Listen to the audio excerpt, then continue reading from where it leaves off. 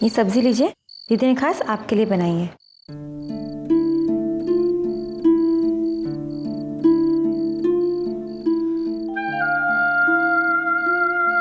अरे रानी, खाना क्यों नहीं खा रही? ढंग से खाना खाओ।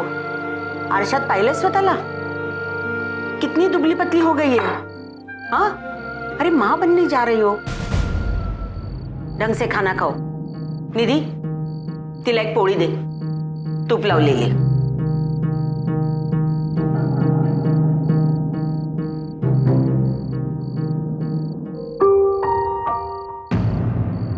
चलो जल्दी से सो जाओ।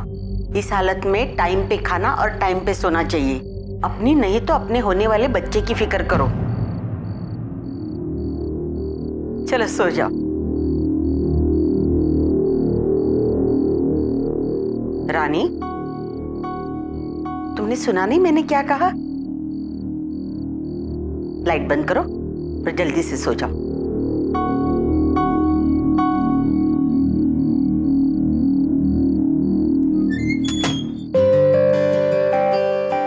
दीदी बिल्कुल नींद नहीं आ रही है। वो स्कूल वाली कहानी सुनाओ ना। लेकिन माँ जी ने सोने को कहा ना।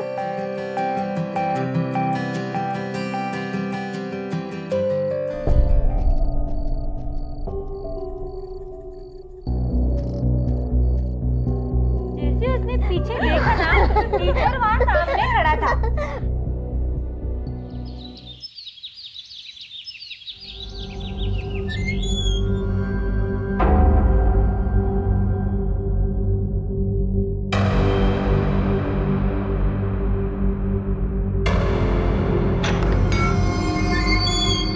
कहाँ जा रही हो स्नेहा?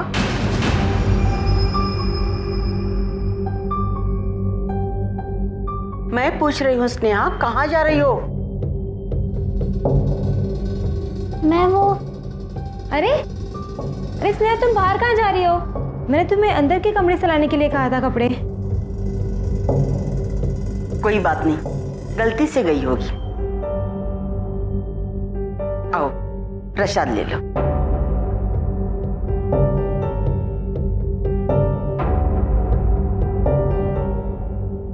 रानी कहाँ है? वो अंदर कमरे में। ठीक है।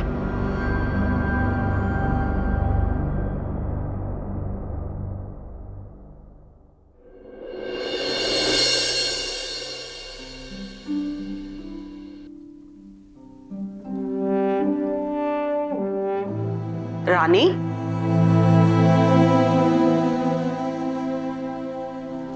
आज का दिन तेरे लिए बहुत ही खास है। आज मैंने बाप्पा से तेरे लिए खास प्रार्थना की है। बिल्कुल काळजी करू नकोस। निधि तुझे संभाल कर हॉस्पिटल लेके जाएगी। ले प्रसाद ले ले।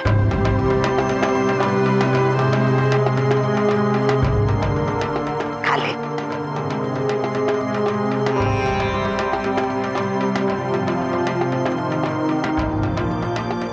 भारत में लड़कियों के लिए शादी करने की कानूनन उम्र 18 साल है, लेकिन इस घर में 4 नाबालिग लड़कियां गर्भावस्था में रह रही थी। सवाल था क्यों?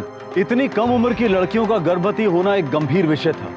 लड़कियों को घर से बाहर जाने की मनाही थी, तो क्या इन लड़कियों को जबरदस्ती इस घर में रखा गया था? और इतना ही नहीं, जहां एक तरफ घर की मुखिया सावित्री गायकवाड़ घर में एक नए मेहमान के आने की उम्मीद पर खुशियां जता रही थी, वहीं दूसरी तरफ उसी बात पर रानी के चेहरे पर आखिर डर क्यों नजर आ रहा था?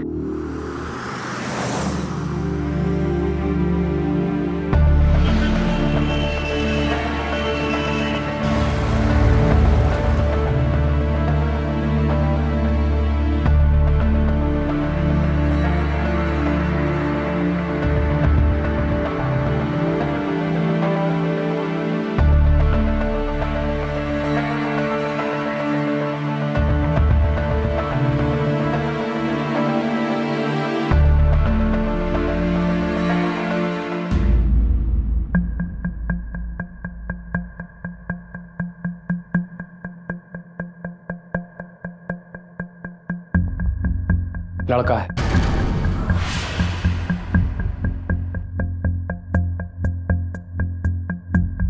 मुझे सुरेश और रितेश से बात करनी होगी।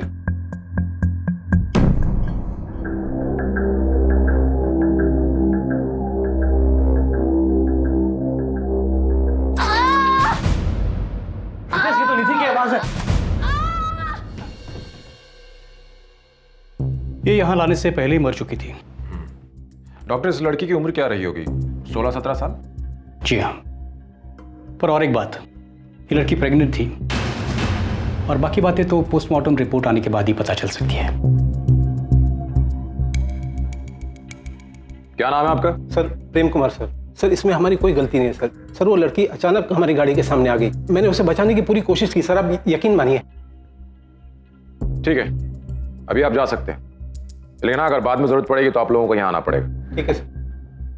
श्रीराम, इनका स्टेटमेंट लिख लो और जहां पर एक्सीडेंट हुआ है वहां पर जाकर लोगों से पूछताछ करो और देखो क्या पता चलता है। Okay sir.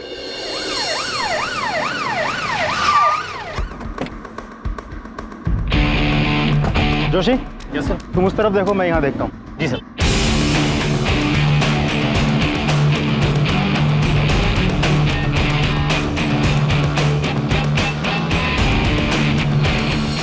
कल रात को इस लड़की का एक्सीडेंट हुआ था यहाँ, कुछ बता सकते हो? हाँ साहब ऐसा हुआ कि कल रात जब मैं दुकान बंद करके जा रहा था तभी वो लड़की भागी आई। शायद कुछ लोग उसका पीछा कर रहे थे। तुमने उन लोगों को देखा था जो उस लड़की का पीछा कर रहे थे? नहीं साहब, मैं काफ़ी दूर से देख रहा था और जब एक्सीडेंट हुआ तो मैं यहाँ से चला गया। अब मुझे लगा कहीं पुलिस आई तो मुझे। अच्छा, लड़की किस तरफ से भाग कर आ रही थी? वो साहब वो सामने वाली गली से, वहाँ से। वो वाली गली? हाँ साहब, वो सामने। ठीक, चलो देखते हैं।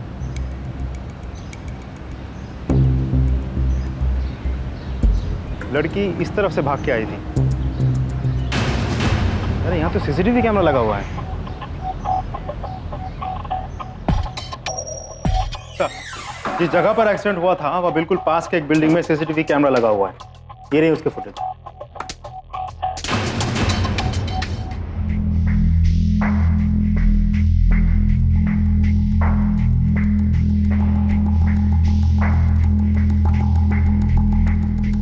इसमें तो किसी की शक्ल नजर नहीं आ रही, लेकिन हमें इन दोनों आदमियों को ढूंढना बहुत जरूरी है, क्योंकि एक प्रेग्नेंट लड़की, वो भी नाबालिग, जान बचाकर भाग रही थी। आखिर ऐसा क्या किया था इन दोनों लोगों ने? अच्छा, इस लाश की पहचान हुई? कौन है लड़की? नहीं सर, आसपास के पुलिस स्टेशन में भी तस्वीर भेजी गई थी, लेकिन कोई इंफॉर्मेशन नहीं मिली। शालू दीदी। हाँ बोलो। शालू दीदी। हाँ बोलो ना। ये रानी दीदी कहाँ है? अब वो वापस क्यों नहीं आई? और ये निधि दीदी को भी सिर पे चोट लगी है, क्या हो रहा है ये सब? कुछ नहीं स्नेहा, रानी कहीं गई है ना, वो आ जाएगी वापस, तुम चिंता मत करो। क्या बातें हो रही है?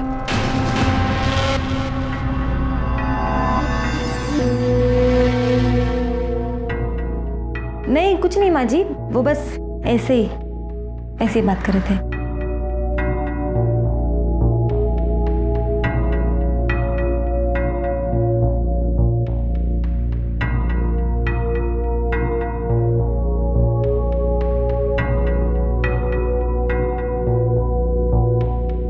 पोस्टमार्टम रिपोर्ट साहब, हमने सब जगह पता कर लिया, सब जगह पूछताछ कर ली, लेकिन किसी को भी इस लड़की के बारे में कुछ भी नहीं पता।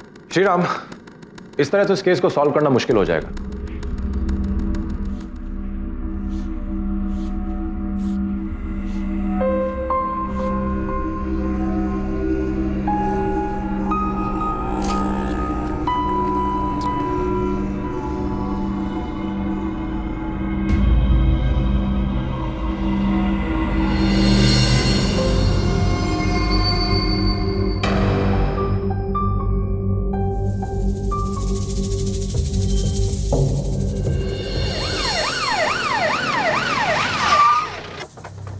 अच्छे से देखो, कुछ है आसपास?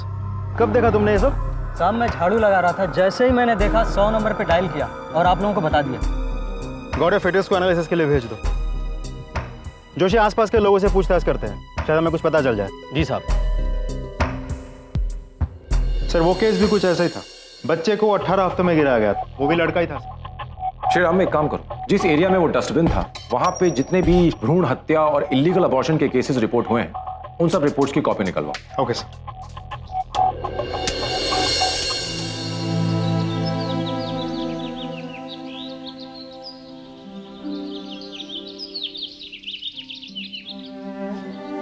परी, बच्चे का ध्यान रखना, ठीक है? और तुम्हारा भी।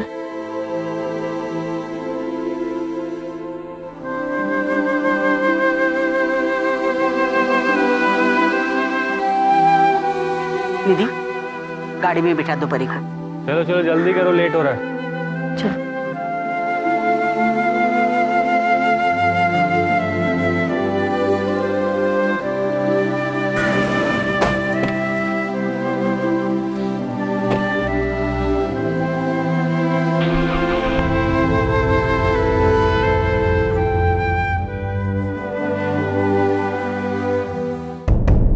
सर, ये उस एरिया में जितने भी पुलिस स्टेशन हैं, वहाँ पिछले 2 सालों में जितने भी भ्रूण हत्या के केसेस दर्ज हुए हैं, सब उनके फाइल्स हैं।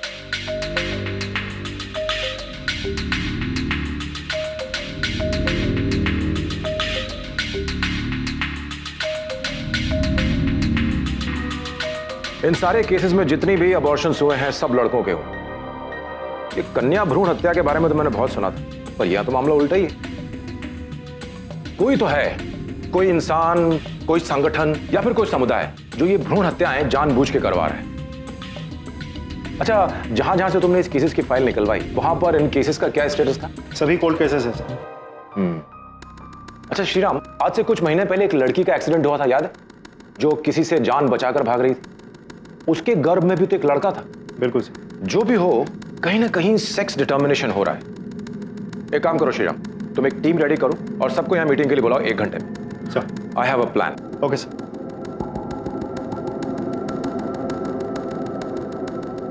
ये वो सारे इलाके हैं जहां पर मेल फिटसेस पाए गए थे।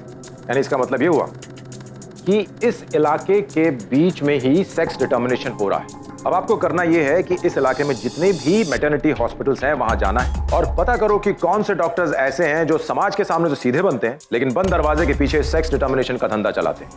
आप लोगों को जोड़े बनाकर जाना है, पति पत्नी के। औरतें सब गर्भवती लगनी चाहिए। अब जो ये सेक्स डिटर्मिनेशन का काम करता है वो साफ साफ तो बताने वाला है नहीं। इसका भी एक सोल्यूशन है मेरे पास। पैसे का लालच दो, पैसे से अच्छे अच्छों का मुंह खुल जाता है। All clear? Yes sir.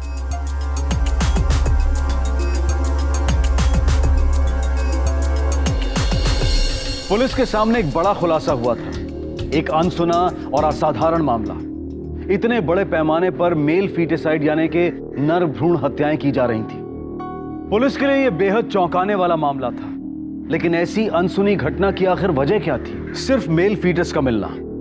इस बात में दो राय नहीं थी कि इस इलाके में सेक्स डिटर्मिनेशन यानी कि लिंग निर्धारण किया जा रहा था, जबकि हमारे देश में बच्चे का सेक्स डिटर्मिनेशन करना कानूनन अपराध है। हमारे देश में कुछ समुदाय ऐसे हैं जहां लड़कियों को लड़कों से ज्यादा महत्व दिया जाता है, दहेज लड़कों को देना पड़ता है। तो ऐसे में कुछ परिवार लड़कों को एक बोझ की तरह से देख सकते हैं। तो क्या इस सब के पीछे ऐसे ही किसी समुदाय के लोगों का हाथ था, या फिर कोई अंधविश्वासी बलि चढ़ाने के नाम पर इस जुर्म को एक सोचे समझे तरीके से अंजाम दे रहा था? आखिर ऐसी कौन सी वजह थी जो इतनी घिनौनी और ऐसी असाधारण हरकत के लिए लोगों को उकसा रही थी?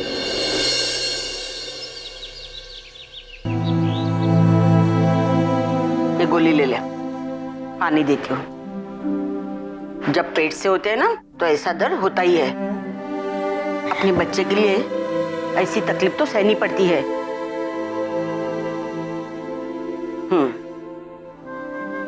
चल सो जा।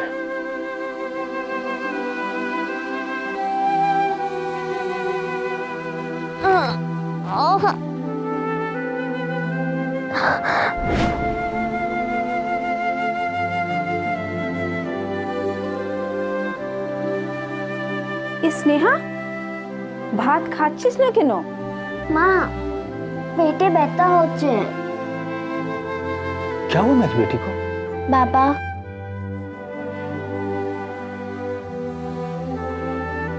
आप ये दवाई दुकान से ले आइए। बेटा तू डॉक्टर बनने वाली है, बनी नहीं है। ये जी सुनछो एक मेये के लिए जाओ ना डॉक्टर बाबू के पास। हाँ चलो।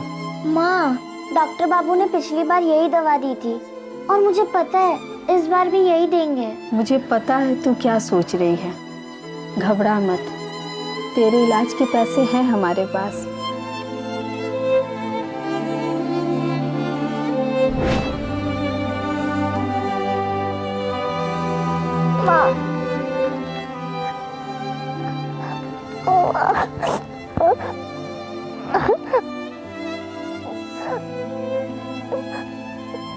डॉक्टर साहब, हमारे पास पैसों की कोई कमी नहीं है। घर में लक्ष्मी है, हमारी एक बिटिया है।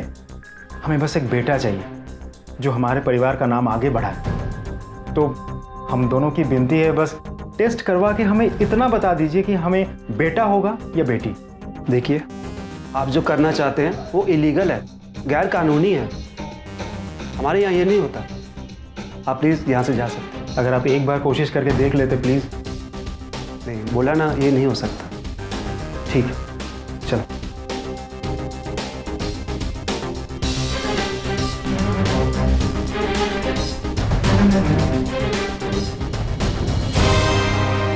हाँ श्रीराम, सभी गायनेकोलॉजिस्ट के पास जाके पता करो, लेकिन अगर वो ना कह दें तो फिर उनके स्टाफ से पूछो, क्योंकि ऐसे काम में सिर्फ गायनेकोलॉजिस्ट अकेले नहीं होंगे, उनका कोई ना कोई स्टाफ भी शामिल होगा।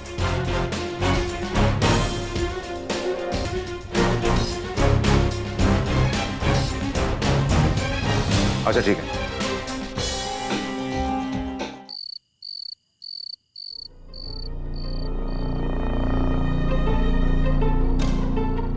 नेहा, तुम तो तैयार नहीं हुई? बाहर दीदी तेरे कब से इंतजार कर रही है। दीदी, मुझे कोई टेस्ट वेस्ट नहीं कराना, मुझे कहीं नहीं जाना। क्यों नहीं जाना तुझे? पता है तुझे तू क्या बोल रही है? भूल गई तू कहाँ है?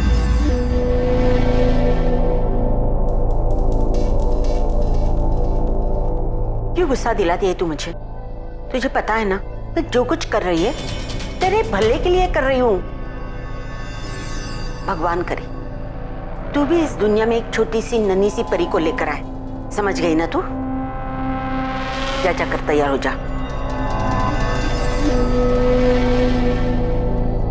जा रही है ना तू?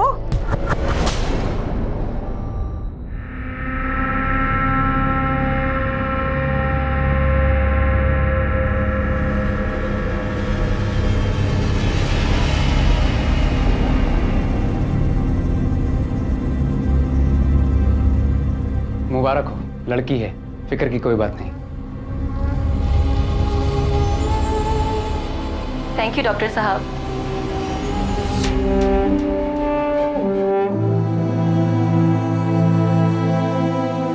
देखा, डर रही थी, लड़की है ना। स्नेहा के पेट में एक छोटी बच्ची पल रही थी और उसे इस बात का अंदाजा था कि शायद उसका गर्भपात नहीं करवाया जाएगा, लेकिन फिर भी स्नेहा डरी हुई थी। क्या स्नेहा के डर की वजह मां बनने की जिम्मेदारी थी या वो अपनी बच्ची को लेकर चिंतित थी? सावित्री के बर्ताव से यह साफ जाहिर था कि उसे नवजात बच्चियों में दिलचस्पी थी। आखिर क्या होने वाला था इन बच्चियों के साथ? दूसरी तरफ पुलिस घास के ढेर में सुई खोज रही थी, लेकिन जब तक पुलिस इस केस को सुलझाती उतने वक्त में न जाने कितने अजन्मे शिशुओं की जान खतरे में थी। देखिए, मैं आपकी परेशानी समझ सकता हूँ, इसलिए मैं सिर्फ आपके लिए ये काम कर दूंगा, लेकिन एक शर्त है, आप इसके बारे में किसी से बात नहीं करेंगे। नहीं नहीं जी, बिल्कुल नहीं। और हाँ, इस प्रोसीजर के 35,000 रुपये लगेंगे। समझो मिल गए। पाजी, तुझसे सिर्फ ये दसो आना कब है? अभी करें? नहीं नहीं, अभी नहीं, आप रात को 11 बजे आइए, मैं आपका इंतजार करूंगा। ठीक है जी, मेहरबानी। चलो आराम से।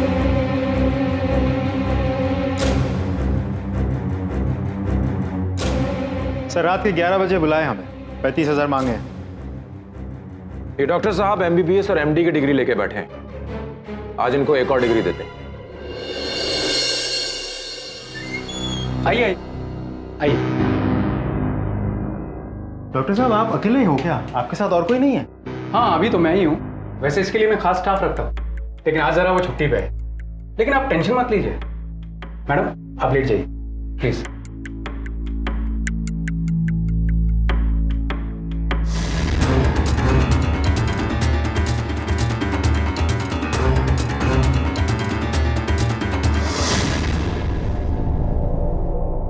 बड़ी जल्दी है यहां से भागने की।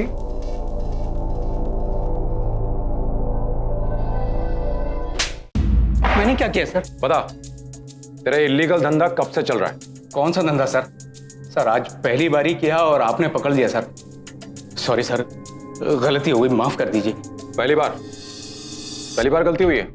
डॉक्टर, तू सच बता दे, नहीं तो तेरी इस डिग्री के साथ एक और डिग्री जोड़ दूंगा, 3rd डिग्री। बोलता है क्या? नहीं सर, 2 साल से सर, 2 साल से। सेक्स डिटर्मिनेशन और अबॉर्शन दोनों इलीगल तरीके से पिछले 2 साल से करता आ रहा है तू। और तूने जिन जिन लोगों के अबॉर्शन किए हैं उन सब ने हमें स्टेटमेंट दिया है, सबने तेरा नाम लिया है। इसलिए झूठ बोलने की कोशिश मत करना, सच बता। सच सच बता। क्या बताऊं सर, वो मुझे तो बस काम के पैसे मिलते थे। वो मेरे पास कस्टमर लेकर आता था। वो कौन?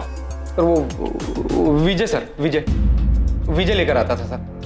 और सर वो प्रेग्नेंट लड़की को लेकर आता था, उसका बच्चे का सेक्स डिटर्मिनेशन करवाता था। और लड़का होता तो अबॉर्शन के लिए कहता था, और लड़की होती तो वो वापस चला जाता था सर। कौन है विजय? विजय एक कंपाउंडर है सर, स्टार हॉस्पिटल में काम करता है, और इस काम के पैसे भी मुझे वही देता है सर। कहां मिलेगा विजय अभी?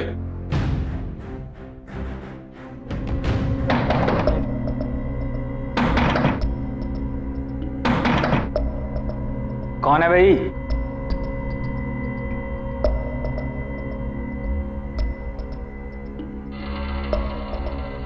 विजय, चल चल चल चल। सब मैंने कुछ नहीं किया साहब। देख बेटा, हम जानते हैं कि तू अकेला नहीं है, इसलिए भलाई इसी में है कि तू सब सच सच बता दे। अब आप क्या बोल रहे हो? मुझे कुछ समझ नहीं आ रहा साहब। देख, अगर तू हमारे साथ कोऑपरेट नहीं करना चाहता है मत कर, तेरी मर्जी, लेकिन फिर तुझे जेल में जाने से कोई नहीं रोक पाएगा। लेकिन हाँ, अगर तू हमारी मदद करेगा ना तो हम तुझे सरकारी गवाह बना लेंगे, और फिर हो सकता है तेरी सजा कुछ कम हो जाए, या फिर तेरी सजा माफ भी हो सकती है। सोच ले। क्यों, मदद करेगा ना? स्नेहा, तुम खाना क्यों नहीं खा रहे हो स्नेहा? ये क्या नाटक चल रहा है? हाँ? तुम दोनों घर में लक्ष्मी लाने वाली हो, इसलिए मैं बहुत खुश हूँ। मेरे खुशियों पे पानी मत फेरना, समझे? इतनी सेवा कर रही हो, ख्याल रख रही हो, तेरा नाटक चल रहा है।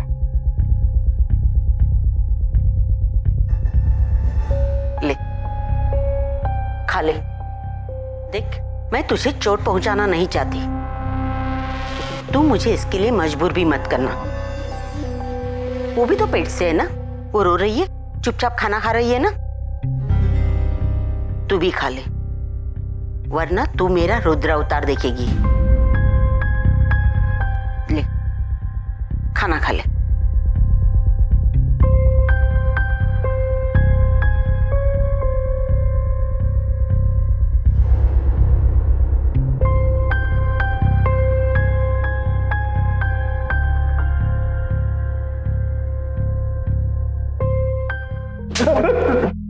सच सच बता।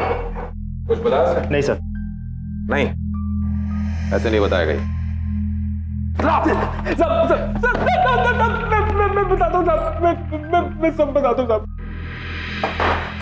बोल। ये सबके पीछे एक बबीता नाम की औरत है साहब। बबीता ही मेरे को फोन करके बताती थी कि लड़की कब आने वाली होती थी। डॉक्टर साहब को तैयार करके उनकी मदद करना, उनको पैसे देना, ये सब मेरा काम था साहब। बबीता का आदमी मेरे को आकर पेमेंट देता था। ये बबीता कहाँ मिलेगी इस वक्त?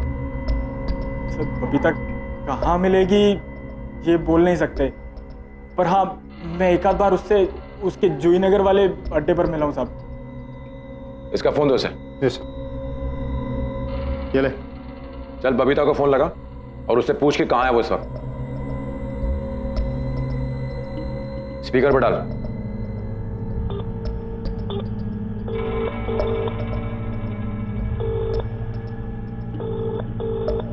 सब उठा नहीं रही है। विजय के बयान के मुताबिक इन नर भ्रूण हत्याओं को एक देह व्यापार चलाने वाली महिला अंजाम दे रही थी, लेकिन अब भी कई सवाल थे जिनके जवाब मिलने बाकी थे। आखिरकार ये बबीता नाम की महिला कहां थी और क्या राज छुपाकर बैठी थी? सावित्री गायकवाड़ का इस देह व्यापार से क्या लेना देना था, और वो लड़कियों के साथ क्या करने वाली थी? लेकिन सबसे महत्वपूर्ण सवाल यह था कि नर भ्रूण हत्याएं करके आखिर ये लोग पाना क्या चाहते थे? सब बबीता का ही फोन आ रहा है। उठा, बात कर। हेलो बबीता मैडम, किधर हो आप? क्यों, तेरे को इससे क्या मतलब? हाँ, क्या मैडम, मैं सोच रहा था कि अभी आपके जूही नगर वाले अड्डे पे आऊं, आप कोई अच्छी लड़की दिखाती तो मजा आ जाता। वैसे तो मैं बाहर जा रही थी, अब तुझसे मिलके ही जाती हूँ। तू भी क्या याद रखेगा? आ जा। ठीक है, मैं आता हूँ अभी थोड़ी देर में। जूही नगर में ये सब।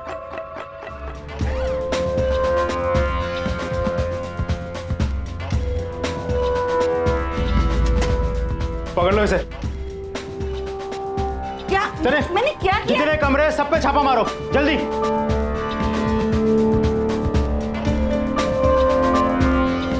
बच्चे को भी ले लो।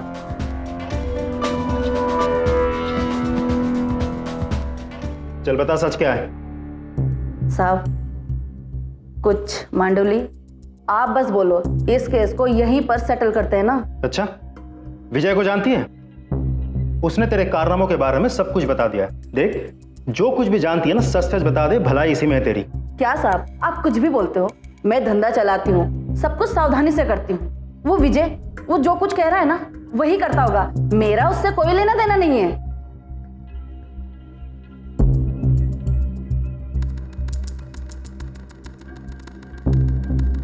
सर, वो मुंह नहीं खोल रही है। वो नहीं खुल रही? नहीं सर।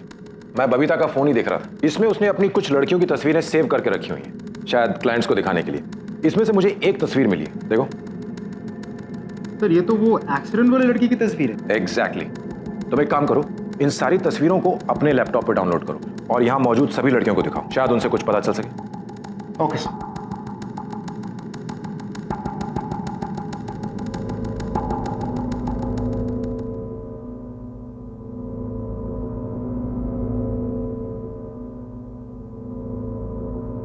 इस लड़की को पहचानती हो?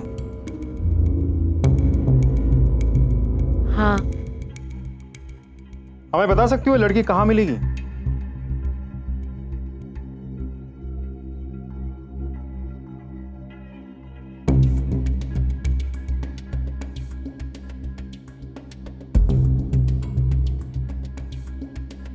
हमें बताओ, ये बच्ची किसकी है?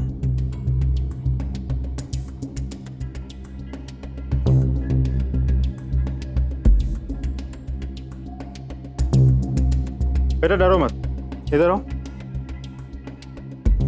ये बच्ची तुम्हारी है?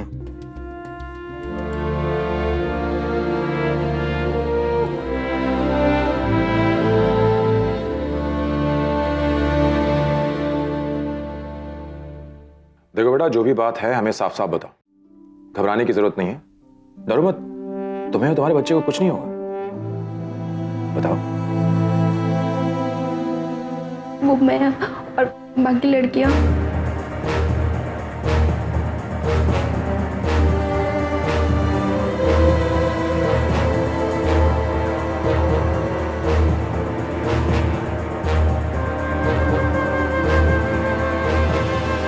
बेटा, तुम ये जो सावित्री बता रही हो, इसे पहचान सकती हो?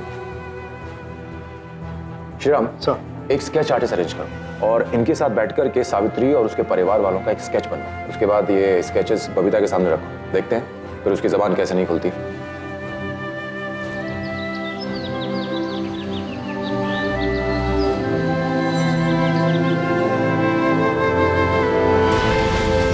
किंतु केनो, तुझे शादी क्यों नहीं करनी? देखो स्नेहा, आकाश बहुत पैसे वाले घर से है, वो तुम्हारा बहुत ख्याल रखेगा। ना बाबा, আমি এখন বিয়ে করব না। मुझे स्कूल जाना है और बड़ी होकर डॉक्टर बनना है। फिर आप जिससे बोलेंगे उससे मैं शादी कर लूंगी। अमी किछु जानी ना, मैं तुम्हारी शादी इस लड़के से करवा रहा हूँ, उससे अच्छा लड़का तुम्हारे लिए नहीं मिलेगा। ये स्नेहा, सुन तो।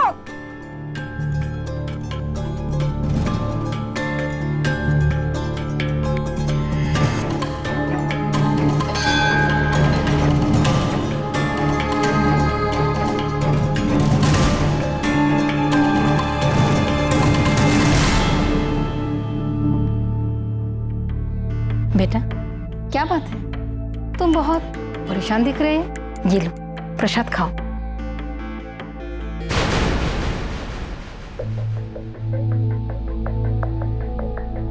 खा लो, सब चिंता दूर हो जाएगा। खाओ।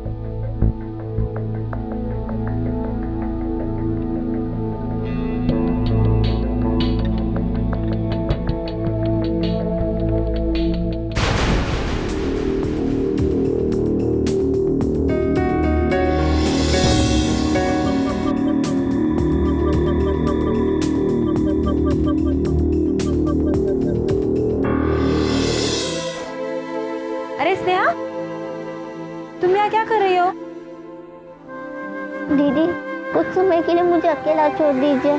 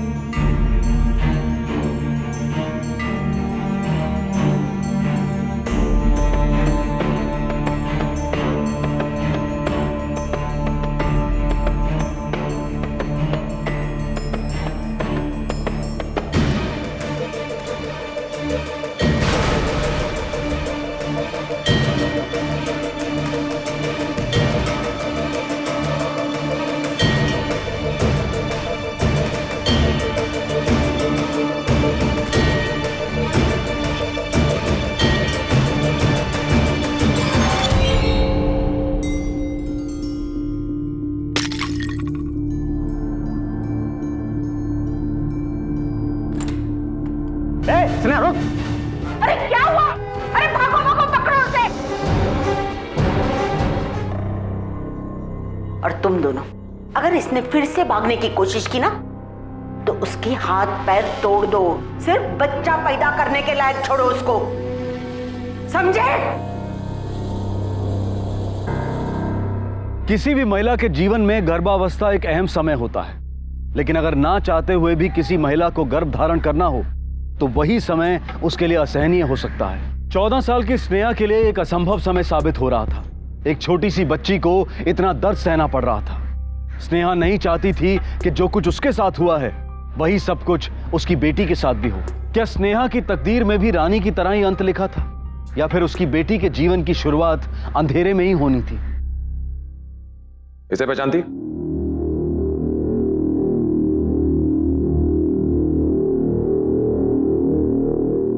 तेरे मोबाइल से कुछ लड़कियों की तस्वीरें मिली हैं।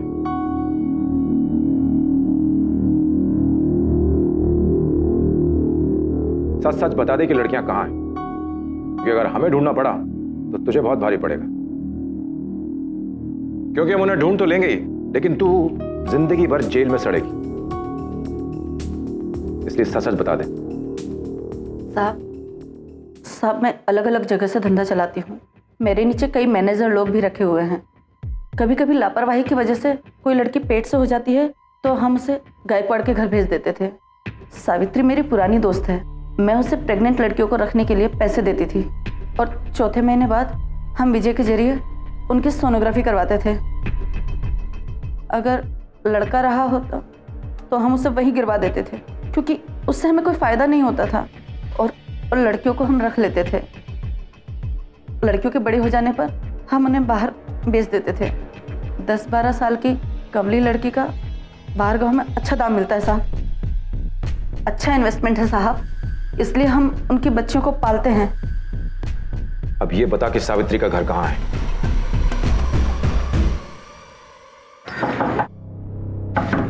स्नेहा, स्नेहा दरवाजा खोलो। स्नेहा, क्या हुआ? स्टोर रूम का दरवाजा क्यों खटखटा रही है? माँ जी, स्नेहा ने खुद को बंद कर लिया है, दरवाजे नहीं खोल रही है। स्नेहा, स्नेहा दरवाजा खोल। रितेश, सुरेश, हाँ माँ। अरे देखो तो दरवाजा नहीं खोल रही है ये। स्नेहा, स्नेहा दरवाजा खोलो। स्नेहा, स्नेहा दरवाजा खोलो। दरवाजा खोल। स्नेहा दरवाजा खोलो।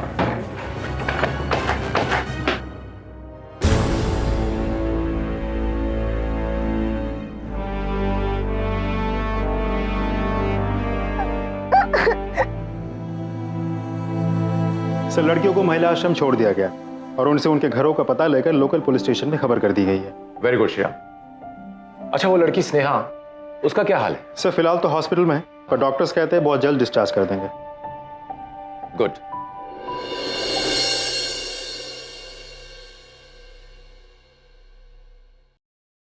स्नेहा, स्नेहा, देखो कौन आया।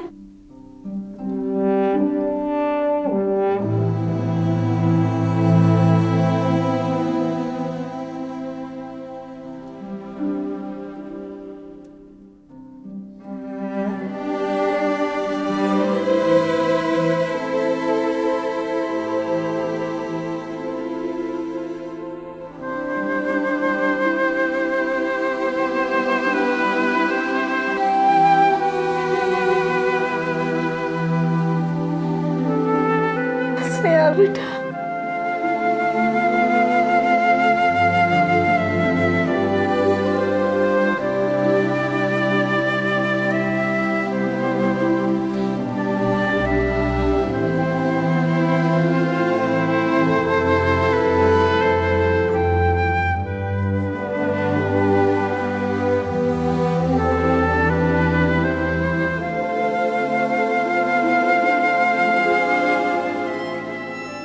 पहली नजर में देखने पर जो साफ नर भ्रूण हत्या का मामला दिखाई दे रहा था, उसके राज खुलने पर जैसे एक के बाद एक जुर्म की परतें निकलती गई। अपहरण, देह व्यापार, सेक्स डिटर्मिनेशन, गैर कानूनी तौर पर गर्भपात, नाबालिग बच्चियों का शोषण। इस केस ने इन सभी घिनौने अपराधों का जैसे पिटारा खोल कर रख दिया। बबीता, सावित्री और उसके साथी इस वक्त पुलिस की हिरासत में हैं और उन्हें अपने इस जुर्म के लिए कड़ी सजा मिलने की उम्मीद है।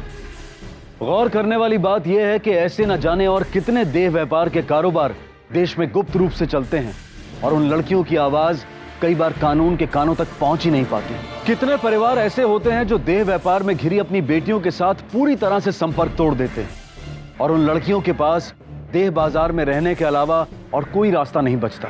एक तरफ देवी की तरह पूजा और दूसरी तरफ उसके साथ ये सब। हम सब के लिए ये सोचने वाली बात है।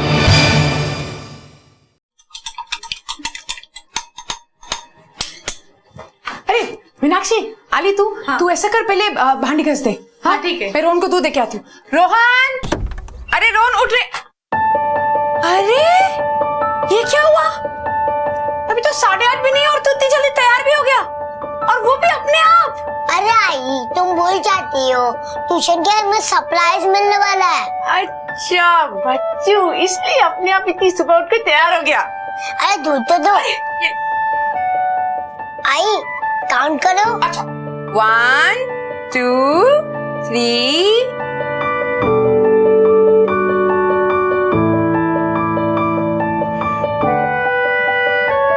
Good boy. ये लो, अब मैंने फिनिश कर दिया, अब मैं जा रहा हूँ। अरे रोहन बेटा, दूध तो पी ले। इतनी जल्दी कहाँ जा रहा है बेटा? अरे पापा, ट्यूशन जा रहा हूँ। ट्यूशन? मैं 9:30 बजे तक वापस आ जाऊंगा, आप तब तक ऑफिस में जाना।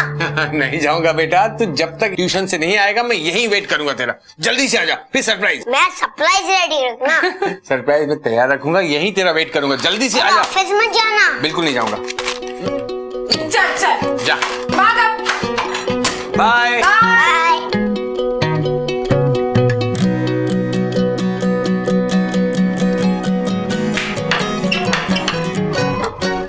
Morning miss.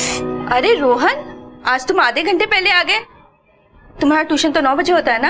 आज मैं जल्दी उठ गया और जल्दी रेडी हो गया, इससे जल्दी आ गया। ओके चलो, कम इनसाइड। अच्छा यहाँ बैठ जाना और कल तुमने जो पढ़ाई किया था ना उसे अच्छे से रिवाइज करना। मैं अभी आती हूँ।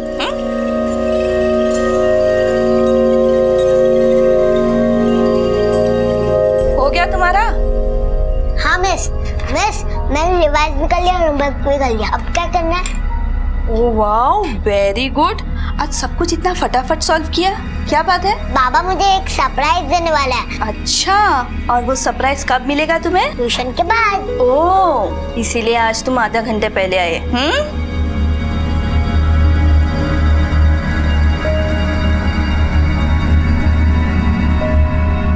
वेरी गुड, आज के लिए तुम्हारा होमवर्क हो गया। अब इसे बैग में रखो।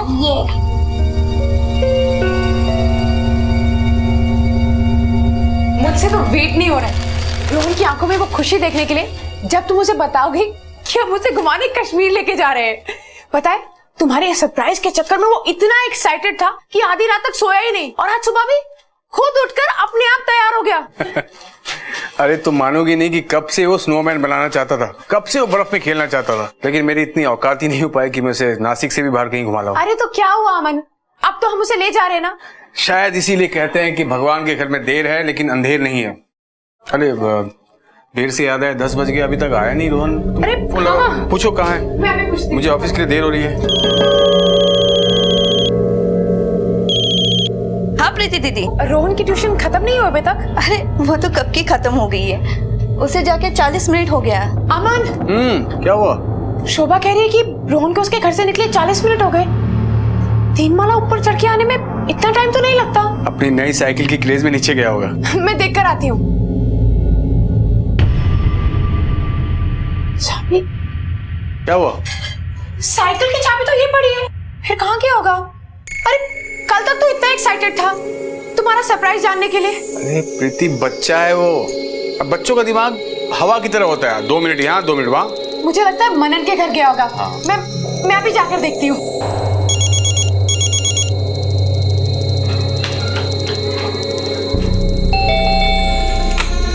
हाय पूजा। हाय। रोहन आया था क्या मनन से मिलने? मनन तो सो रहा है और रोहन तो आज दिखा ही नहीं सुबह से। क्यों, क्या हो गया? सब ठीक है ना? हाँ नहीं, एक्चुअली वो ट्यूशन से घर वापस नहीं आया तो मुझे लगा शायद मनन के पास आया हो। मैं शोभा से जाकर पूछती हूँ। हम लोग वीकेंड में कश्मीर पहुंचेंगे। अच्छा एक बात और, तब तक कुछ वेजिटेरियन रेस्टोरेंट्स के ऑप्शन निकाल के रखना आप लोग। अरे शोभा, अच्छा वो तो मिल गई। तुमने रोहन को कहीं जाते हुए देखा था क्या? मैंने उसे जाते हुए नहीं देखा, वो तो होमवर्क कर रहा था। उसके बाद बैग पैक करने बैठा और तब तक मैं किचन में चली गई और जब तक मैं किचन से आई तो जा चुका था। अरे वो तो सीधे घर जाने वाला था, मुझे बोल रहा था कि उसे बहुत बड़ा सरप्राइज मिलने वाला है और बहुत ही एक्साइटेड था। अच्छा ठीक है, मैं नीचे जाकर देखती हूँ। अरे नहीं, हमें कोई एक्स्ट्रा बेड नहीं चाहिए। अरे हमारे साथ ही सोएगा वो, 7 साल का बच्चा है मेरा, बहुत छोटा है। रोहन बेटा, वॉचमैन। रोहन आया था क्या? देखा उसे? रोहन बाबा तो यहाँ नहीं आया। सारा दिन तो आप यहाँ बैठे रहते हो, किस लिए आपको रखा है? अरे आते जाते लोग को देखना चाहिए ना। मैम साहब हम सच बोल रहे हैं, हम यहीं पर थे, सिर्फ 2 मिनट के लिए गए थे बाथरूम करने के लिए। अरे पगार किस बात की लेते हो आप? काय जान प्रीति, क्यों चिल्ला रही है इसके ऊपर और इतनी घबराई हुई क्यों है? काकी वो रोहन कहीं नहीं मिल रहा है। 1 घंटा पहले शोभा के घर से ट्यूशन पढ़ के निकला था पर अभी तक घर नहीं आया, और इससे पूछ रही हूँ कि सोसाइटी के बाहर गया तो बोलते हैं मुझे नहीं पता, मैंने नहीं देखा। तू घबरा मत, आ जाएगा वो। और ऐसा तो नहीं कि तुम्हें बिना बताए कहीं खेलने चला गया हो? रोहन को खेलने का बहुत शौक है, लेकिन मुझे बिना बताए वो कहीं नहीं जाता। कुछ नहीं होता था, भरोसा रख। आइए चलना लौकर। घबरा मत, वो आ जाएगा और इसको बोल ढूंढने के लिए पूरे जहां। हाँ ठीक है काकी, मैं ऐसे करूँ सोसाइटी के बाहर जाकर देखो, कहीं वो बाहर ना हो। जी मैम साहब। नासिक की एक साधारण सी सोसाइटी में रहने वाले प्रीति और अमन की जिंदगी में सब कुछ सामान्य था। रोजमर्रा की घर गृहस्थी की चुनौतियां थी, कुछ पैसों की तंगी थी, लेकिन घर के चिराग 7 वर्षीय बेटे रोहन के साथ जिंदगी खुशहाल थी। लेकिन एक दिन उनका बेटा रोहन उनकी जिंदगी से कुछ रहस्यमय अंदाज में गायब हो गए। घर घर जाकर पूछा, हर जगह पता किया, लेकिन बच्चा कहीं नहीं मिला। हैरान परेशान माता पिता पुलिस के पास जा पहुंचे। आपके बच्चे को गायब हुए कितना टाइम हो गया? सर 4 घंटे से ज्यादा हो गए। हमने उसे सब जगह देखा सर, उसकी ट्यूशन टीचर के घर, पड़ोसियों के घर और उसके दोस्तों के घर भी, सोसाइटी में भी देखा सर, लेकिन वो कहीं भी नहीं। बच्चे की कोई तस्वीर? रोहन नाम है इसका।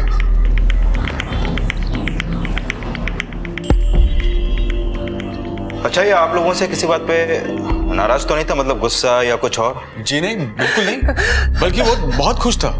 बाबा, कंपाउंड में इतनी अच्छी साइकिल खड़ी है कि उसका प्लास्टिक भी नहीं निकला। बाबा, उसका कलर भी मेरा फेवरेट है। ये तो देखना पड़ेगा किसका है। चलो ना बाबा, आ रहा हूँ बेटा। चलो ना बाबा। अच्छा कहाँ से कि बताओ। अरे वाह, ये तो वाकई भी बहुत खूबसूरत साइकिल है। किसकी है? पता नहीं बाबा, मुझे भी तो नहीं पता करना पड़ेगा किसको इतनी अच्छी साइकिल मिल गई। शायद मुझे पता है, इसकी चाबी शायद मेरे पास है रोहन।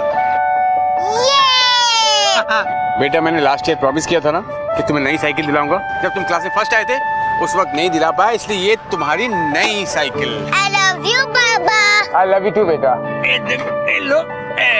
ए, रोहन की साइकिल, रोहन बैठा है साइकिल पे। और सुनो, तुम्हारे लिए एक और सरप्राइज है। क्या बाबा? चल के देखते हैं। मेरा गिफ्ट, मेरा गिफ्ट, मेरा गिफ्ट, मेरा गिफ्ट। ये देखो। हैरी पॉटर है पापा। हाँ खोल के देखो। अरे खोलो फटाफट। चलो खोल चल हमें खुद खोल के। अरे हैरी पॉटर बाबा, ये तो मेरा फेवरेट है। मुझे पता था। थैंक यू पापा। अरे लव यू बेटा, लेकिन ये तो पिछले बर्थडे का गिफ्ट है। अभी तो न्यू ईयर भी आ गए। तो न्यू ईयर का भी गिफ्ट होना चाहिए ना। वो है टीवी के पास। रोहन, मेरा चैंपियन बेटा। देखो पापा क्या लाए रोहन के लिए। अरे वाह। थैंक यू पापा। लव यू बेटा। अच्छा सुनो तुम दोनों, इन सबसे बड़ा एक सरप्राइज है मेरे पास। क्या है पापा, प्लीज बताओ। आज तो नहीं बताऊंगा, मैं कल सुबह बताऊंगा। अब पापा का सरप्राइज है, आई को कैसे पता? मैं तुम दोनों को कल सुबह ही बताऊंगा। कल सुबह तो मैं ट्यूशन चले जाऊंगा और अब ऑफिस चले जाओगे। जब तक तुम ट्यूशन से नहीं आओगे तब तक मैं कहीं नहीं जाऊंगा, और सरप्राइज मैं कल तुम्हें देकर ही रहूंगा। प्रॉमिस? प्रॉमिस। 2 साल के पेंडिंग गिफ्ट्स आपने एक ही साथ दे दिए। क्या काम करते हैं आप? सर मैं कंस्ट्रक्शन साइट पर सुपरवाइजर। हम लोग मिडिल क्लास फैमिली से हैं सर। एक नौकरी ही है जिससे घर चलता है, ज्यादा कुछ अफोर्ड नहीं कर सकते हैं सर। ज्यादा कुछ अफोर्ड नहीं कर सकते तो फिर इतने सारे तोहफे कैसे दे दिए आपने? मेरी इतनी औकात कहाँ सर कि मैं कुछ गिफ्ट दे पाऊँ अपने बेटे को। आज तक एक बर्थडे गिफ्ट नहीं दे पाया उसको। वो कोल्हापुर में मेरे काका रहते थे जो कुछ दिन पहले गुजर गए। उनकी अपनी कोई फैमिली नहीं थी। 20 लाख वो मेरे नाम छोड़ गए। रोहन को आज तक जो खुशियां मैं दे नहीं पाया वो इसी पैसों से भरपाई हो रही थी। बहुत खुश था रोहन, कहाँ चला गया। और कितने लोग हैं जो इन पैसों के बारे में जानते हैं?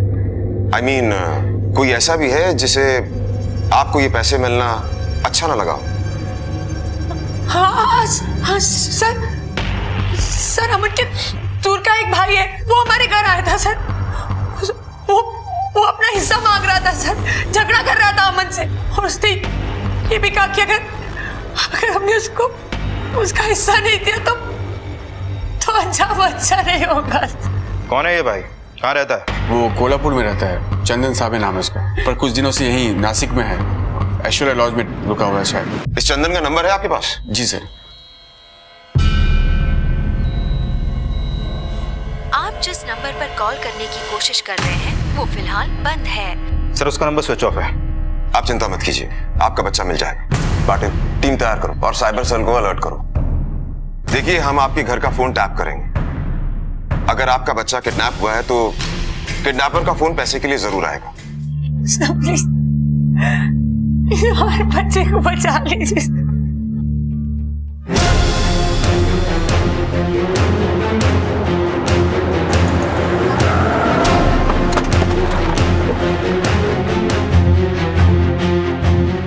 मैडम, चंदन सवे नाम का आदमी आपके होटल में रुका हुआ है, उसका room number?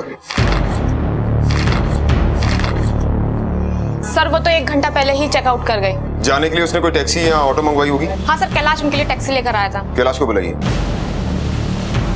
Hello Kailash, reception पे आना प्लीज। चंदन ने ये रूम बुक करने से पहले कोई आइडेंटिटी प्रूफ दिया होगा? ये लीजिए सर, ये है कैलाश। चंदन सवे ने कहाँ तक के लिए टैक्सी मंगवाई थी? साहब उन्होंने तो बस स्टैंड के लिए बोला था।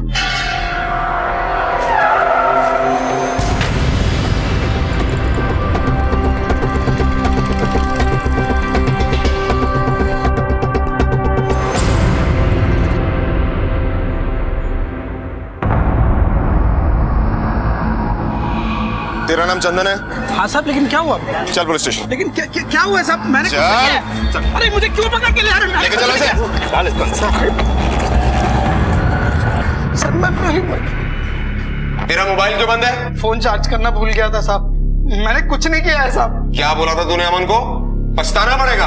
हाँ? वो मेरे भी काका थे साहब, उनके आखिरी दिनों में सिर्फ मैं ही उनका हालचाल लेने जाता था साहब, कोई झांकने तक नहीं आता था साहब उधर। और ये अमन, इसने एक बार भी साहब फोन करके उनका हालचाल तक नहीं लिया। और मुझे बाद में पता चला कि काका का सारा पैसा अमन को मिल गया साहब। मुझे बहुत बुरा लगा था साहब। बस इतना कि तूने उनके बच्चे को किडनैप कर लिया? नहीं साहब, मैंने ऐसा नहीं, बिल्कुल नहीं किया साहब। मैं तो बस अपनी बात रखने के लिए अमन के घर गया था साहब। सारा पैसा तुम नहीं रख सकते। जैसे तुम उनके रिश्तेदार थे ना, वैसे मैं भी उनका रिश्तेदार था। अमन, आधा पैसा मेरे को देना पड़ेगा। हाँ, मैं बता देता हूँ। देखो चंदन, तुम बेकार ही गुस्सा हो रहे हो। काका ने ये पैसे मुझे दिए हैं, इसका मतलब मेरा है। और काका ने कुछ सोच समझ के ही फैसला लिया होगा ना। इतने सालों तक मैंने ध्यान रखा उनका, समझा? चक्कर लगाता था उनका, और पैसा देने का बारी आया तो तुम्हारा पैसा तुमको दिया पैसा। ध्यान रखा, चक्कर लगाते। अरे काका को भी पता था और सबको पता था कि तुम किस मकसद के लिए चक्कर लगाते थे। देखो अमन, साफ साफ बात है, 20 लाख में से आधा हिस्सा मेरा पास। सराफत से पैसा दे दो मेरे को, नहीं तो मेरे को पैसा लेना आता है, मैं बता रहा हूँ। हाँ, तुम ऐसे मेरा हक नहीं मार सकते। 2 दिन के लिए इधर होटल ऐश्वर्य में रुका हूँ। देखो 2 दिन का वक्त है, तुम सोच लो। हाँ, वरना बहुत पछताना पड़ेगा, मैं बोल दे रहा हूँ। वो सब मैंने गुस्से में बोला था साहब। मैं क्रिमिनल नहीं हूँ साहब, और रोहन मेरे बेटे के जैसा है साहब। देख, तेरी कुंडली हम निकाल ही लेंगे। तेरे लिए अच्छा होगा कि तू सब सच सच बता दे। साहब आज शपथ मैंने कुछ नहीं किया है साहब, मैं आपको बता चुका हूँ साहब। मैं ऐसा नहीं कर सकता हूँ साहब। तांबे, साहब मैं हाथ जोड़ के आपसे विनती कर रहा हूँ साहब, मैंने कुछ नहीं किया है सर। सर, इसके कॉल डिटेल्स के लिए बोल दिया है, कल तक आ जाएगा। और होटल में पूछताछ की है, किडनैपिंग के समय ये होटल में ही था। प्रीति और अमन के फोन टैप हो रहे हैं ना? हाँ सर, मोबाइल के साथ लैंडलाइन भी टैप कर रहे हैं। अपना एक साइबर सेल ऑफिसर उनके घर पे सेटअप कर रहा है। कहते हैं कि पैसा अच्छे अच्छों का ईमान हिलाकर रख देता है, फिर क्या अपना और क्या पराया। चंदन झूठ बोल रहा था या सच, ये तो जल्द ही पुलिस की तहकीकात से पता चल जाएगा। लेकिन रोहन के माता पिता पर जो बीत रही थी, उसकी कल्पना भी नहीं की जा सकती। वक्त ने अजीब सा मजाक किया था उनके साथ। पैसों के अभाव में जी रहे इस परिवार के पास जब धन आया, तो उनकी जिंदगी की सबसे बड़ी खुशी उनका बेटा कहीं खो गया। इतना तो साफ हो गया था कि इस अपराध के पीछे अमन का भाई चंदन हो या फिर कोई और, लेकिन रोहन को गायब करने के पीछे लक्ष्य सिर्फ वो पैसे ही थे। लेकिन ताज्जुब की बात यह थी कि फिरौती को लेकर अमन को अब तक कोई कॉल नहीं आया था, या फिर शायद आने वाला था।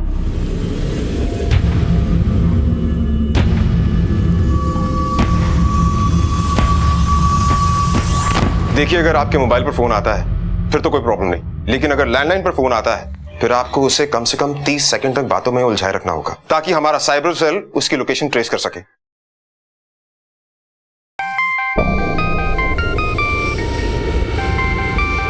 देखिए प्लीज। अननोन नंबर है। रिसीव कीजिए और लाउड स्पीकर पे डालिए। हेलो। हेलो मिस्टर अमन वागले जी, बोल रहा हूँ सर। मैं MNS टूर्स एंड ट्रेवल से बोल रहा हूँ। आपका होटल बुक हो गया है, वेजिटेरियन रेस्टोरेंट्स की लिस्ट भी निकाल ली है। और एक बात sir, if you want we can provide a complimentary bed also, बिना किसी एक्स्ट्रा चार्ज की। देखिए, प्रोग्राम में थोड़ा सा चेंज हुआ है। हम इस वीकेंड में नहीं आ रहे, अगले वीकेंड में पक्का आएंगे हम। और हमें कोई एक्स्ट्रा बेड की जरूरत नहीं है, हमारा बेटा हमारे साथ ही सोएगा। Thank you.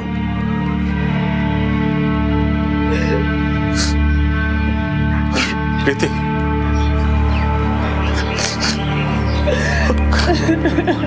रोहन को कुछ नहीं होगा, वो आ जाएगा। रोहन को वापस ला। कुछ नहीं होगा उसको।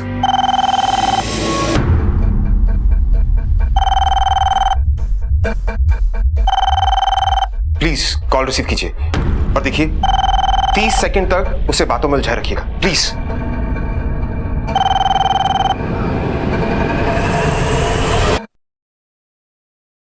हेलो अमन। हाँ जी, बोल रहा हूँ। बहुत माल आ गया है ना तेरे पास, चल अभी थोड़ा ढीला कर। रोहन तेरे को वापस चाहिए ना? कौन बोल रहा है? क्या चाहिए तुम्हें? और रोहन तुम्हारे पास कैसे? कौन बोल रहा है? बता रहा हूँ, ध्यान से सुन। ज्यादा नहीं, रोहन को घर छोड़ने का सिर्फ 15 लाख लगेगा, वो भी कैश। कल फोन करके टाइम और लोकेशन बता देता हूँ। और सुन, अगर रोहन चाहिए तो पुलिस को दूर रखना, और डेड बॉडी चाहिए तो अभी जा सकता है। हमें कैसे मालूम कि रोहन तुम्हारे पास है? उसका टेंशन मत ले, तेरे लिए गिफ्ट भेजता हूँ ना। हेलो हेलो सर लोकेशन तो पास का ही है, पंचवटी रोड, पीसीओ का नंबर है।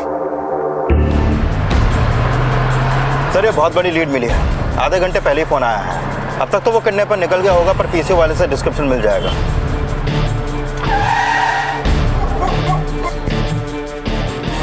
देखिए। हाँ बोलिए।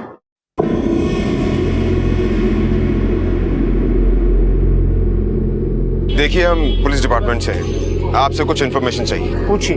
1 घंटा पहले किसी ने यहाँ से फोन किया था, आप उसे जानते हैं? नहीं साहब, वो 1 घंटा बहुत टाइम होता है, उसमें तो बहुत से लोग आके चले गए, और फिर मैं कैसे किसी को पहचान सकता हूँ?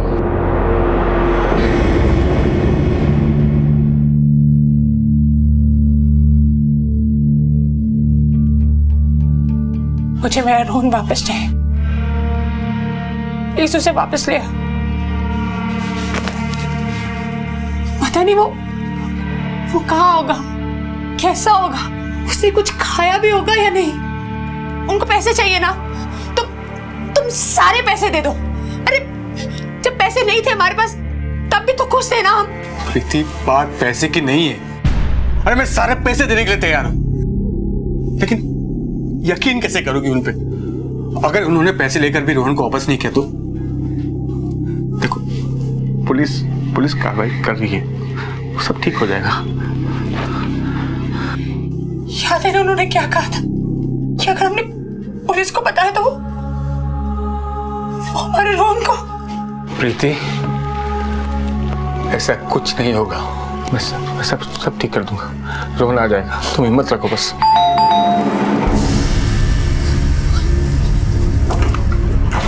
क्या है? कौन है? कौन है यहाँ पे? तो कोई भी नहीं।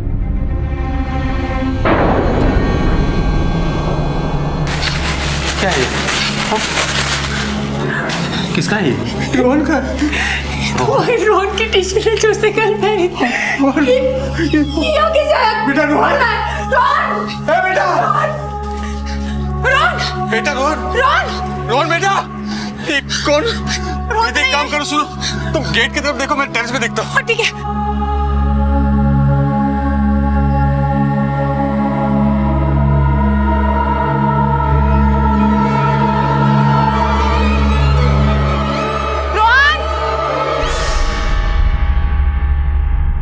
खौफ और डर का व्यापार करने वाले आमतौर पर खुद बहुत डरे हुए होते हैं। ऐसे में वो क्या कर जाएं, कुछ कहा नहीं जा सकता। रोहन का किडनैपर पैसों को हासिल करने के लिए डेस्परेट हो रहा था और इस बात का अंदाजा उसके आखिरी एक्शन से लगाया जा सकता था। लेकिन सबसे बड़ा रहस्य तो यह था कि अपराधी हाउसिंग सोसाइटी में आया, पैकेट छोड़ा, ना किसी ने उसे आते हुए देखा और ना ही किसी ने जाते हुए। पुलिस का मानना था कि हो ना हो अपराधी सोसाइटी के अंदर से ही आया था, फिर तो खोज कहीं और नहीं बल्कि अंदर ही होनी चाहिए थी।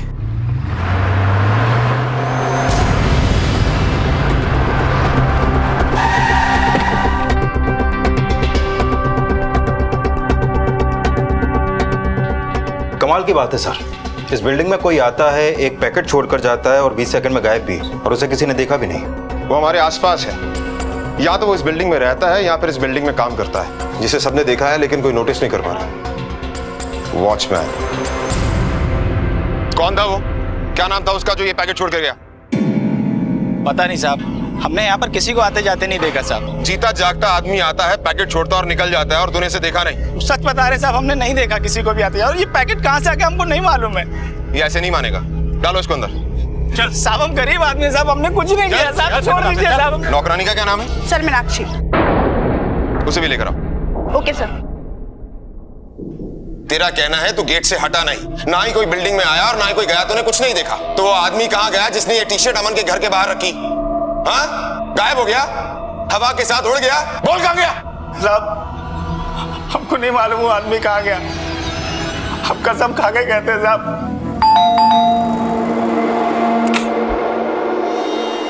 तुम्हारे बिल्डिंग से बच्चा गायब हुआ है, पता है? हाँ सुना तो है, लेकिन कुछ ज्यादा पता नहीं। हाँ, एक रात पहले मैंने उसे देखा था, फिर दूसरे दिन सुबह प्रीति उसे ढूंढ रही थी, फिर पता चला कि अचानक गायब हो गया।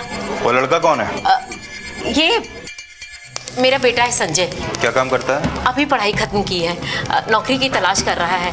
आप रोहन को कब से ट्यूशन पढ़ा रही हैं? लगभग 1 साल से। और कितने बच्चों को ट्यूशन पढ़ाती हैं आप? 4-5 बच्चे हैं और सभी इसी बिल्डिंग के हैं। ट्यूशन पढ़ाने की कोई खास वजह? आप तो जानते हैं कि एक की कमाई से कुछ नहीं हो पाता। मतलब पैसों की प्रॉब्लम रहती है। तुझे पता था कि उनके घर में पैसा है? मुझे कुछ नहीं मालूम था सर। जोर से बोल, एक पढ़ेगी ना, बरोबर बोलेगी, बोल जोर से। हाँ, मुझे मालूम था कि उनके घर में पैसे रखे हुए हैं। अब ये बता कि तुझे पता कैसे चला कि उनके घर में पैसा है? वो उस दिन किचन में दीदी, मेरे को थोड़ा एडवांस मिलेगा क्या? ज़्यादा नहीं, सिर्फ 1000 रुपया। मेरा बच्चे को कल स्कूल से घर वापस भेज दिया। क्यों, क्या हुआ? फीस लाने के लिए। मेरा तबीयत भी ठीक नहीं है, डॉक्टर के पास भी जाना है। मैं आपको जल्दी वापस कर दूंगी। तिकडे था मीनाक्षी, देती है मी।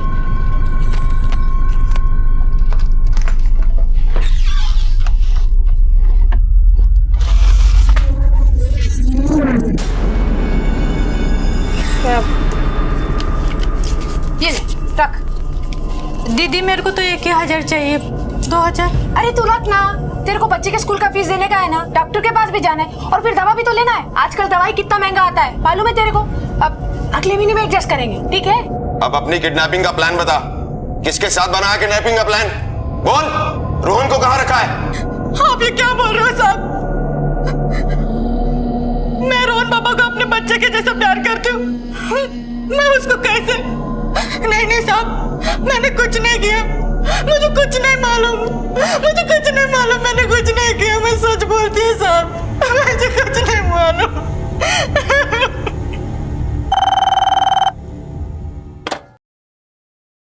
हेलो, सुन, पैसा कल सुबह 11 बजे कमला मिल कंपाउंड के पास जो कंस्ट्रक्शन वाली बिल्डिंग है ना, वहां छोड़ देना और ज्यादा शाना मत बनना।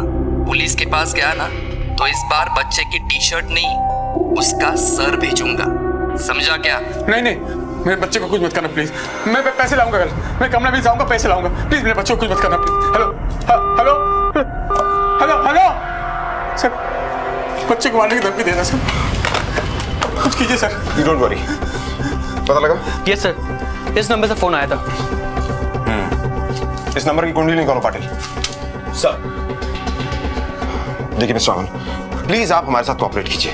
हम ऐसा जाल बिछाएंगे कि वो बच नहीं पाएगा। हम हर हाल में उसे पकड़ लेंगे। पैसे का बैग तैयार कीजिए प्लीज। नहीं, हमें आपकी कोई मदद नहीं चाहिए। जाइए आप हमारे घर से। अमन बोलो इनको कि जाए हमारे घर से।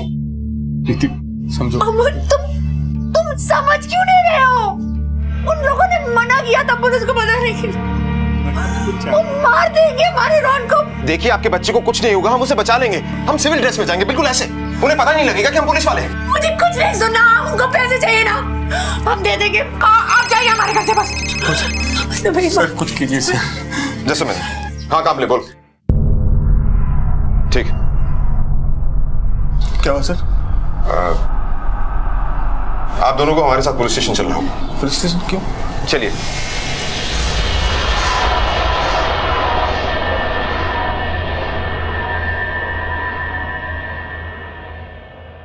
इस बैग को पहचानती हैं आप?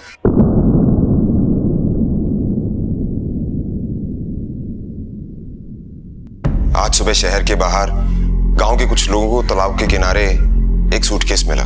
जब उन्होंने उसे खोला तो उसमें बच्चे की डेड बॉडी थी। ये बैग उसके साथ था।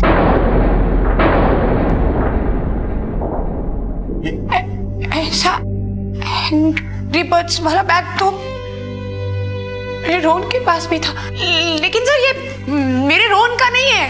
अरे ऐसा बैग बहुत कॉमन है, सब बच्चों के पास होता है। नहीं,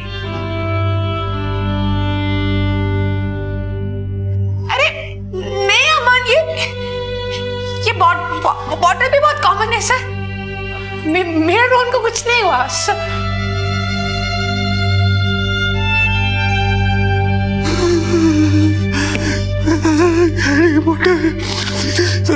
मैंने अपने बच्चे को गिफ्ट दिया ना, मेरा बेटा अमन।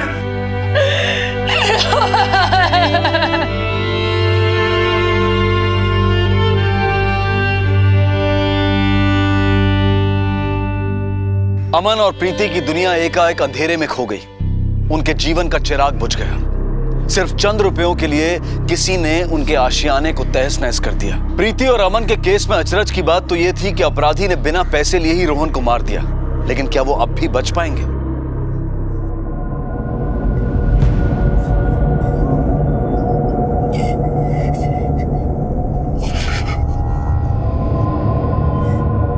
देखिए, मैं आप लोगों का दर्द समझ सकता हूं, लेकिन मेरी आप लोगों से यही रिक्वेस्ट है कि हमें आगे बढ़ना चाहिए। देखिए, किडनैपर्स को इस बारे में नहीं पता कि पुलिस को रोहन की बॉडी मिल गई है। वो पैसे लेने के लिए जरूर आएंगे और ये एक अच्छा मौका है उन्हें पकड़ने का। प्लीज समझने की कोशिश कीजिए। अब क्या फायदा है सर, इससे क्या हमारा रोहन फंसा जाएगा? हमारी जिंदगी तो खत्म हो गई सर, रोहन वापस नहीं आएगा। मेरा रोहन वापस नहीं आ सकता तो क्या, कम से कम उन गुनहगारों को तो सजा मिलेगी जिसने मेरे बच्चे को इतनी बेरहमी से मार डाला, वो भी चंद पैसों के लिए। नहीं, जैसा मेरे बच्चे के साथ हुआ वो मैं किसी और के साथ नहीं होने दूंगी, कभी नहीं होने दूंगी। हम आपको जाना होगा, जो हमारे रोहन के साथ हुआ वो किसी और बच्चे के साथ नहीं होना चाहिए, कभी नहीं होना चाहिए। तुम जाओ अमन, तुम्हें जाना होगा, तुम्हें जाना चाहिए। तुम्हारे रोहन के साथ हुआ किसी और के साथ नहीं होना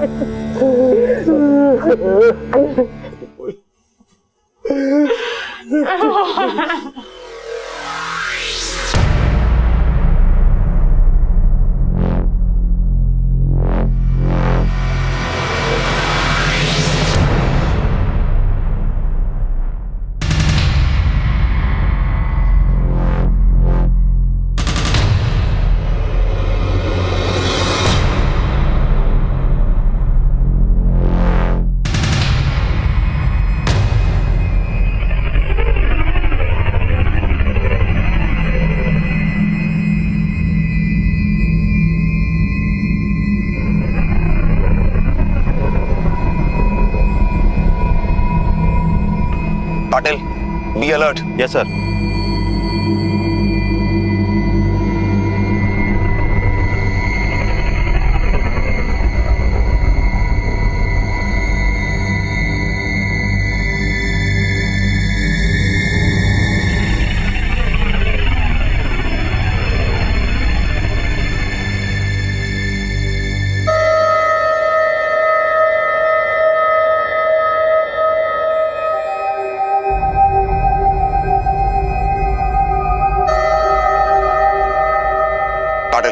मुझे नहीं लगता कि अब वो किडनैपर आएगा। Let's move. Okay sir.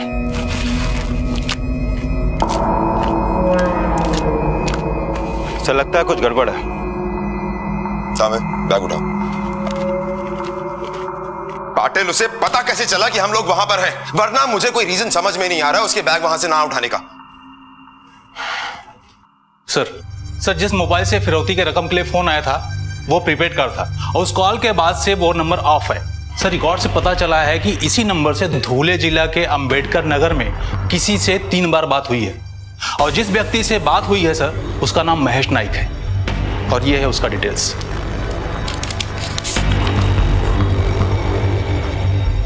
हमें भी धुले के लिए निकलना होगा। कौन था ये महेश नायक और कहां था ये महेश नायक? पुलिस के सामने इस वक्त एक सस्पेक्ट था, एक आरोपी था। इस बात के प्रमाण थे कि फिरौती का कॉल उसी के मोबाइल से आया था, लेकिन अब भी इन तथ्यों की कड़ियां जुड़ नहीं रही थी। पुलिस की पिछली तहकीकात का एक पहलू अब भी अनसुलझा रह गया था। प्रीति और अमन के घर के सामने वो पैकेट कोई सोसाइटी के अंदर से ही छोड़कर गया था। तो क्या ये महेश नाम का सस्पेक्ट उस वक्त सोसाइटी में ही मौजूद था?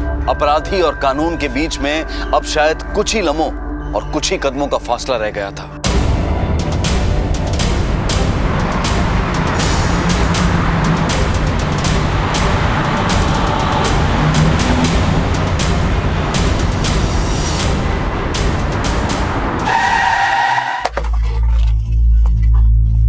आइए सर, आइए, थोड़ा आगे।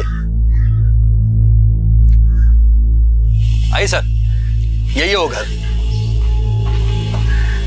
अरे यहाँ तो ताला लगा हुआ है। सर, उस औरत से पूछते हैं। सुनिए जरा। बोला साहब। ये सामने वाले घर में ताला बंद है, क्या आप बता सकती हैं ये लोग कहाँ गए हैं? नहीं साहब, माहित नहीं। आपको कुछ आइडिया है कि इस घर में कौन रहता है, क्या करता है, क्या नाम है उसका? नाम तो नहीं पता, पर हाँ ये आदमी अजीब सा है, अकेला रहता है, कोई फैमिली भी कभी देखी नहीं उसकी। पता नहीं क्या करता है क्या नहीं करता है, कुछ पता नहीं चलता। इससे पहले कब देखा था? ये सोमवार से तो वो आया ही नहीं है। पाटिल, हम लोग सही ट्रैक पर हैं।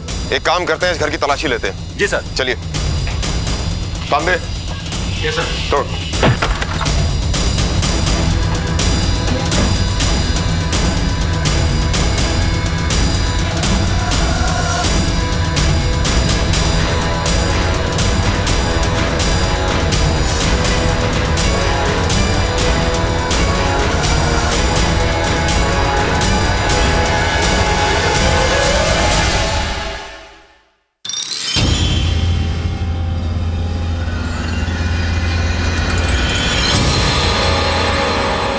ये आदमी तो पाटिल,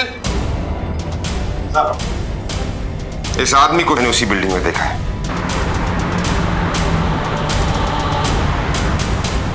इस तस्वीर को सब लोग ध्यान से देख लो, ये वही आदमी है। बिल्डिंग में जाकर बिल्डिंग के हर फ्लैट, हर आदमी से पूछताछ करो, ये आदमी हमें वही मिलेगा।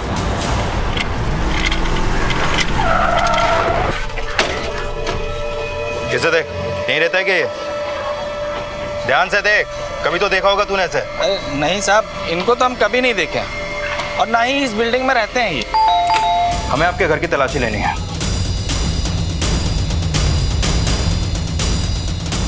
सर, कोई नहीं है। इस आदमी को पहले आपने कभी देखा है? इसे जानती हैं? नहीं, मैंने कभी नहीं देखा इसे, मैं नहीं जानती हूँ। Are you sure? हाँ, नहीं देखा इसे कभी। देखिए, हम इस आदमी की तलाश कर रहे हैं, इसलिए इस बिल्डिंग के सारे फ्लैट चेक कर रहे हैं।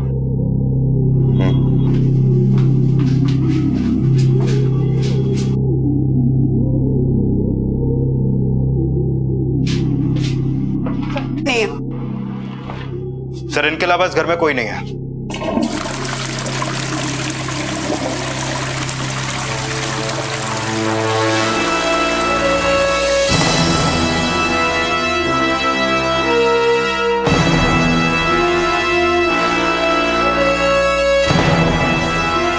पकड़ो इसे। अरे सर पढ़नी क्या लगा? चल इधर। सर मेरी सर मेरी बात तो। तू उसे देखा नहीं कभी, जानती नहीं, इसे भी लेके चलो। चलो। सर, एक पैसे के लिए मुशक्कत करनी पड़ी। संजय बहुत छोटा था जब इसका बाप हमें छोड़कर चला गया। मैंने अकेली ने इसे पढ़ाया लिखाया, पाल पोस के बड़ा किया।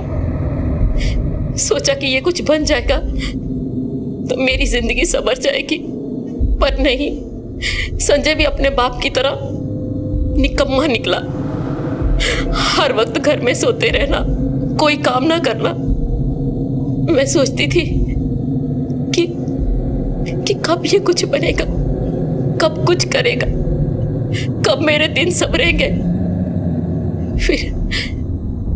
फिर हमें ये पता चला 4 महीने हो गए, अभी तक पगार नहीं मिली। कहा ना तुझे, तेरा अगला पिछले महीने का ना सब हिसाब चुकता कर दूंगी। बस नहीं दिया ना तो मैं भी बोल देती हूँ, मैं आपका काम छोड़ दूंगी। एक आप हो और एक वो प्रीति दीदी, हर महीने के पहली तारीख में मेरे हाथ में पगार रखती है।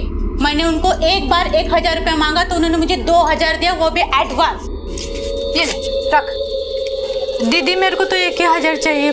2000? अरे तू रख ना, उनके पास बहुत पैसा होगा, हमारे पास नहीं है। जितना ज्यादा पैसा है ना उनके पास, उतना बड़ा दिल भी है उनका। उनके पास इतना पैसा कहाँ से आएगा? उनके कोई काका 20 लाख रुपए छोड़ गए हैं। इतने सालों तक मैंने ध्यान रखा उनका, समझा? देखो अमन, साफ बात है, 20 लाख में से आधा हिस्सा मेरा पास। बता दो ये सब मैंने किया।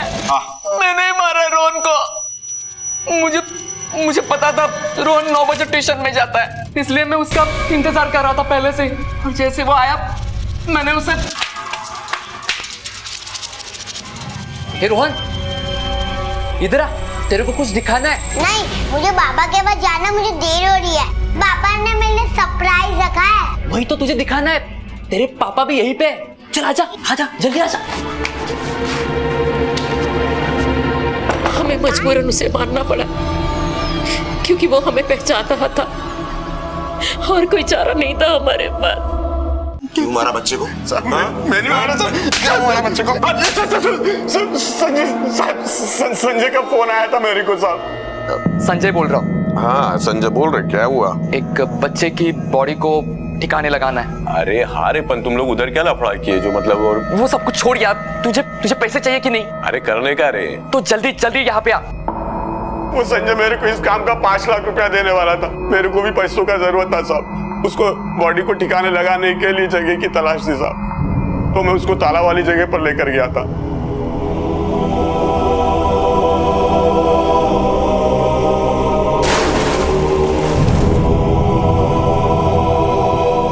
तुझे तो पता लग ही गया होगा कि बिल्डिंग में पुलिस आती जाती है, तो फिर तूने अमन को फोन करके ये क्यों कहा कि पुलिस को इन्फॉर्म मत करना? ताकि आपको शक ना हो कि हम इसी बिल्डिंग से बोल रहे। तो फिर पैसा उठाने के लिए क्यों नहीं आया? संजय इधर आ। वो देख।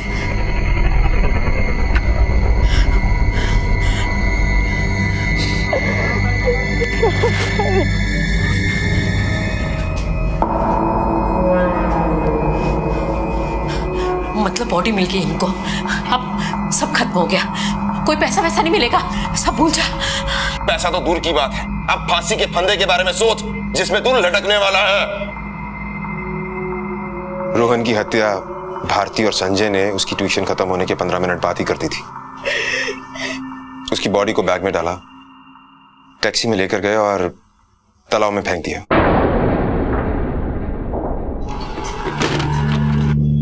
आया का चलना लवकर। थाम रे, एते आ जाएगा वो। हाँ घबरा मत, वो आ जाएगा। देखा था मैं वही खड़ी थी, मेरे सामने वो बैग को खाई में डाल के लेके, लेकिन उसी के पता था कि मेरा रोल मैं कुछ नहीं कर सकी, मैं कुछ नहीं कर सकी। अब देखना चाहिए था।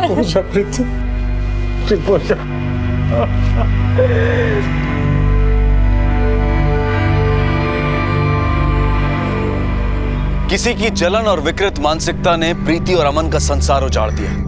किस्मत ने अमन को अपने बच्चे की ख्वाहिशें पूरी करने का मौका दिया था, लेकिन किसी के लालच ने उससे वो मौका भी छीन लिया। महेश भारती और संजय पर आईपीसी की धारा 302 के तहत हत्या के लिए, धारा 361 के तहत अपहरण के लिए और धारा 120B के तहत सबूत मिटाने के लिए मुकदमा चल रहा है। अब मैं अनूप सोनी आपसे विदा लेता हूं, फिर मुलाकात होगी अगले एपिसोड में एक और चौंका देने वाले केस के साथ। तब तक अपना और अपने परिवार का ख्याल रखें और देखते रहें क्राइम पेट्रोल डायल 100। सबक एक को, सीख हम सबको। जय हिंद। क्राइम पेट्रोल के और भी दिलचस्प कहानी देखने के लिए हमारे चैनल को सब्सक्राइब करें और बेल आइकॉन दबाना न भूलें।